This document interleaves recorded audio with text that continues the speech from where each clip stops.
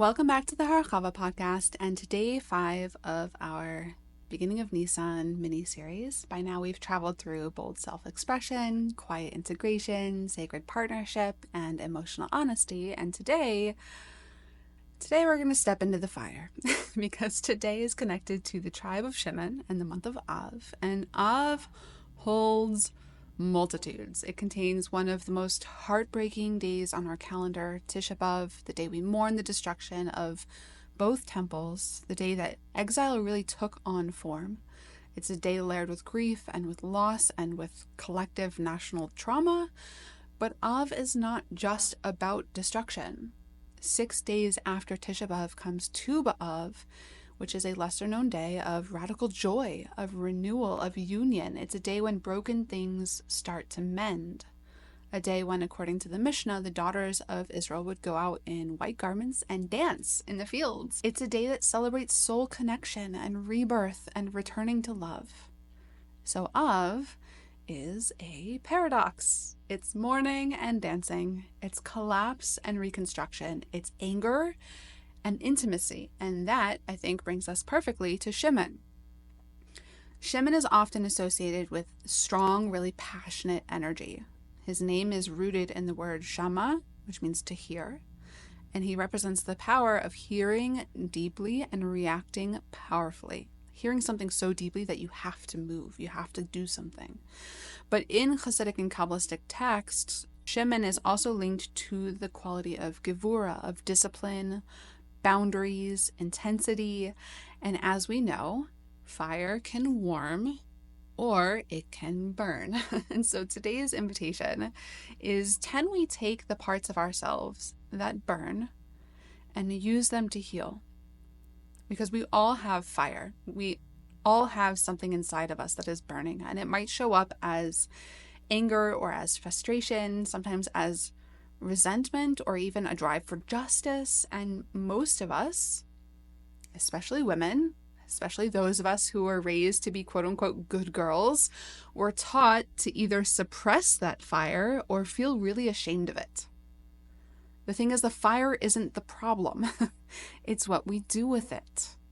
And so today is really about transforming that emotional fire into a fierce love. And that's what real gevura is actually about. It's not about aggression. It's not about outbursts. It's about the sacred power of clear boundaries and truthful speech and fierce devotion. It's that mama bear energy. That part of you that protects your kids or your values or your dignity with intensity and with clarity. That is holy gevura. That's fire.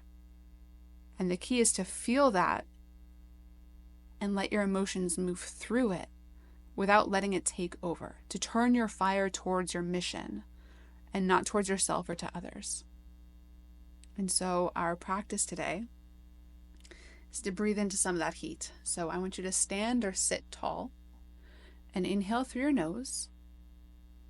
And on the exhale, you're going to make a strong, audible sound from deep in your belly that sounds like you're releasing steam. It's going to sound something like you're fogging up a mirror almost.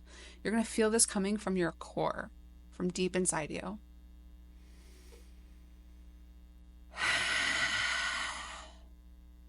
I want you to do this at least 3 times. And then I want you to bring both of your hands to your heart and ask yourself,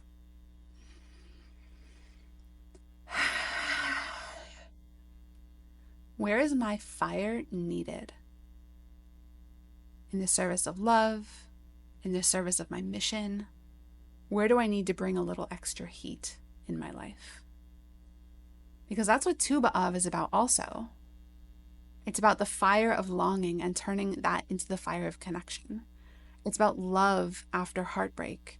It's about remembering that we're not meant to stay in grief.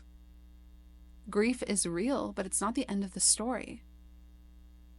Av gives us both of that. It gives us the descent and the dance, the tragedy and the joy.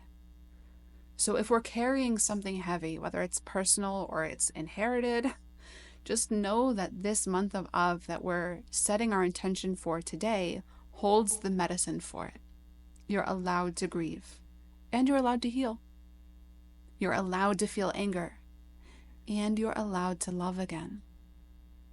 And maybe the highest form of love is the kind that's been through the fire and still is able to show up with some softness afterwards. So today, may you feel your fire. May you trust it. May you learn to steer it towards the things that matter. And may you let that same fire warm the spaces inside of you that have gone cold. And because we're just a few days away now from burning our chametz, I want to invite you into a deeper layer of this practice of burning chametz. Because burning chametz isn't just another halachic box to check before Pesach. It's actually, in my opinion, a really beautiful invitation. This is a ritual act of letting go, of choosing what no longer belongs in the sacred space of your life. And so I want to offer a twist on this tradition that my family and I really love. This is a soul practice that aligns perfectly with the fire of Shimon and the dual energy of the month of Av. Sometime between now and Erev Pesach, I want you to just take a piece of paper and write.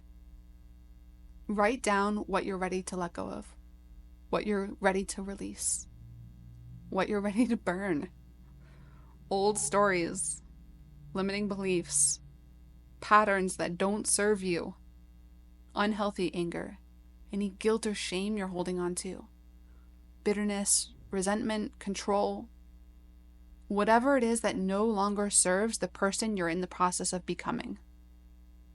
Write it all down. And when it's time to burn the chametz, burn that paper too. And I love doing this with my kids too, that they write down the things that they want to get rid of for the coming year. Burn the paper. Let it go.